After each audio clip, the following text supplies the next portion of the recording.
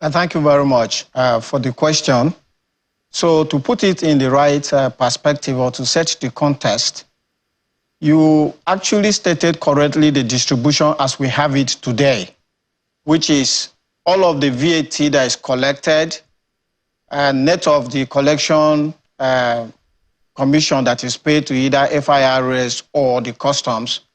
15% goes to the federal government, 50% goes to the states and the FCT, and 35% goes to the local government. Now, there's another bit to that. It says 20% of what is shared to the states and local government is based on derivation. Now, in the new bill that is now before the National Assembly, the VAT Amendment Bill of 2024, 5% of the distribution has been taken off the federal government. So the federal government now has 10%, and then the states have 55%, and the local government still maintain 35%.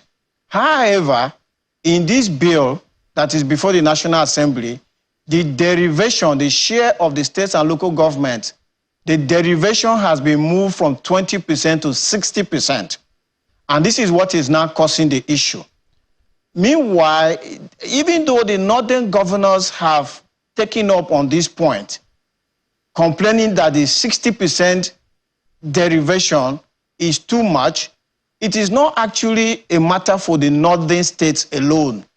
This is a matter for all states in Nigeria where economic activities are not happening. So I can understand from the framers of this bill what their objective is, that they want to encourage states and local governments to begin to generate economic activities in their jurisdictions so that they can have a bigger share or bigger pie of the VAT collections. However, there are issues, and my co-panelist has already started to take on some of the issues. You know, he's already talked about the production centers in Nigeria. Like Lagos is where you have all the ports, you have most of the ports, you have the factories, the imports are happening and all of that, but the consumption is happening all over the state. So in as much as the Presidential Task Force on Fiscal Reforms have put this bill, I think the devil is in the detail. The detail is that, as the leader of that task force says, Mr. Taiwo Oyedele says, how are they going to ensure that they can determine the points of consumption so that they can allocate the tax? How would they determine that? For instance, I'm in Abuja, I have loaded my phone. You know, the telecoms headquarters is in Lagos, and they are most likely going to file their VAT returns in Lagos.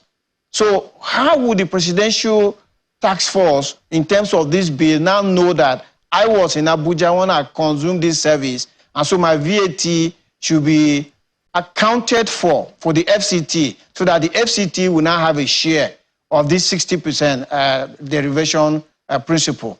So I think that is where the lack of clarity is coming from. And the Presidential Task Force on Fiscal Reforms, they need to do more engagement with stakeholders across the nation. It's not just the northern states, like I said.